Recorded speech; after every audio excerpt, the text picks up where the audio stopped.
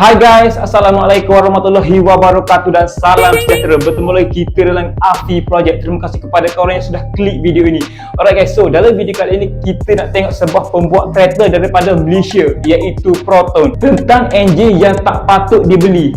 Betul ke? Kalau korang nak tahu lebih, korang kena stay dengan video ini sampai habis. Okey, mula-mula sekali kita lihat Proton merupakan salah satu pembuat kereta nombor 1 sekali di Malaysia. Boleh dikatakan daripada awal pengeluarannya dulu sampailah ke hari ini, enjin yang Proton keluarkan agak tahan lasak. Berkaitan pula tentang kereta-kereta yang dijual oleh Proton adalah penjelmaan daripada jenama lain. Pada mulanya Proton mendapat kerjasama daripada Mitsubishi, selepas itu Lotus, dan yang terbaru sekali untuk hari ini dengan Geely. Antara kebanyakan enjin Proton sepanjang pengeluarannya yang mendapat pujian daripada orang ramai adalah enjin daripada Mitsubishi.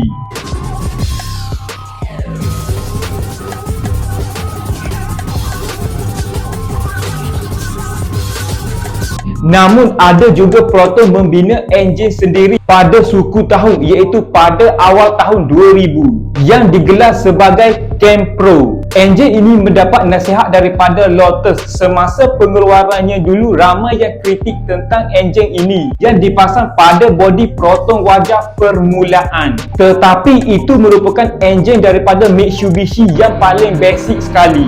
Maksudnya tanpa Dodge, Mavic dan VVT. Tetapi walaupun begitu, pada hari ini ramai yang cari balik enjin ini untuk dimodifikasi, terutamanya pada peminat-peminat Proton wajah.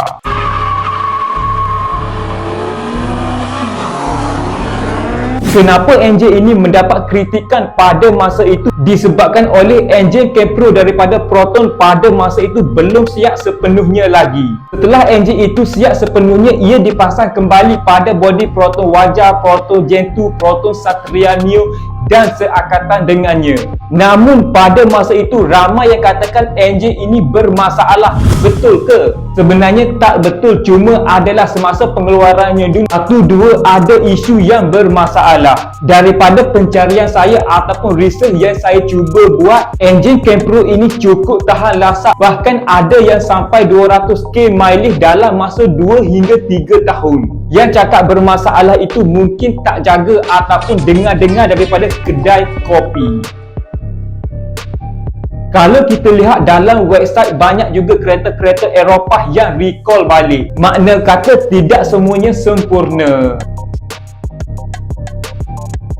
Jadinya apa masalah yang sebenarnya dihadapi oleh enjin Proton ini yang banyak dikritik ataupun dipertingkat oleh orang ramai? Daripada pemantauan yang saya buat ataupun research yang saya buat, ramai yang komplain tentang gearbox daripada Proton ini, iaitu CVT dan DCT, iaitu Continually Variable Transmission dan Dual Class Transmission. Namun perlu diingatkan, bukan semua kereta Proton mengalami masalah gearbox sebegini. Satu perkara yang kita perlu tahu tentang CVT ini, di dalam satu gearbox untuk membuat penukaran gear ada satu bel yang diperbuat daripada keluli untuk membuat penukaran gear. Makna kata tidak ada lagi sprocket ataupun gigi gear seperti gearbox lama. Okey, balik cerita kita pula tentang gearbox CVT ini. Untuk ini saya cuma fokus kepada semua brand. Kalau kita nak beli kereta hari ini, pastikan korang tengok siapakah pengeluar utama kereta tersebut, lama manakah manufacturer itu keluarkan, dan banyak manakah isu yang dihadapi oleh orang ramai tentang kereta tersebut. Setakat hari ini, brand yang saya boleh suggestkan tentang gearbox CVT ini ia adalah Toyota dan Mitsubishi.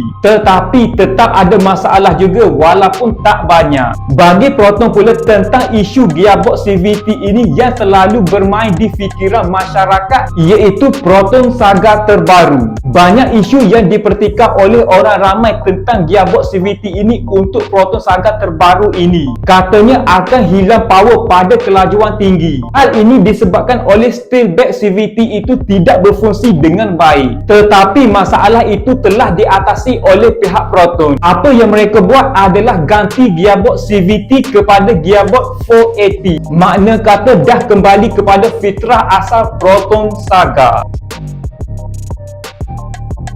Itu merupakan masalah yang dihadapi oleh gearbox CVT daripada Proton. Tentang masalah yang dihadapi oleh gearbox CVT pula, kereta yang selalu mendapat isu dari orang ramai adalah Proton X70. Ramai yang komplain masalah X70 ini disebabkan isu jacking loss pada pertengahan RPM, sehinggakan ada yang sanggup sama Proton disebabkan isu ini. Kalau kita lihat pengeluar-pengeluar besar di luar sana, antaranya BMW dan Audi, mereka dah beralih kepada gearbox 7-to-9 automatic transmission yang lebih tahan lasak. Namun untuk membuat gearbox sebegitu memerlukan kos yang agak tinggi. Tidak terkecuali Proton pun boleh membuatnya, tetapi harga untuk sesebuah kereta itu mungkin akan meningkat lebih tinggi. Kalaulah X70 menggunakan gearbox sebegini, mungkin harganya hampir 170 ataupun lebih.